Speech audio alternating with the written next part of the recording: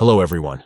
In this video, we'll guide you on how to add your father-in-law to your family members on Facebook using your PC. Let's begin. Step 1. Open Facebook and log into your account.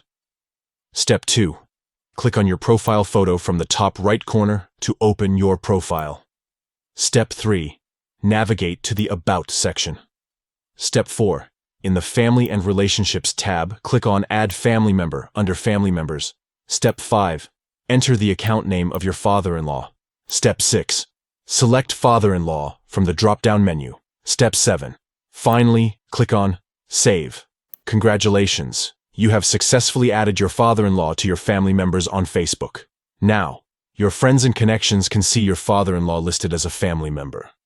If you found this video helpful, please give it a thumbs up and subscribe to our channel for more Facebook tips and tricks. Thank you for watching.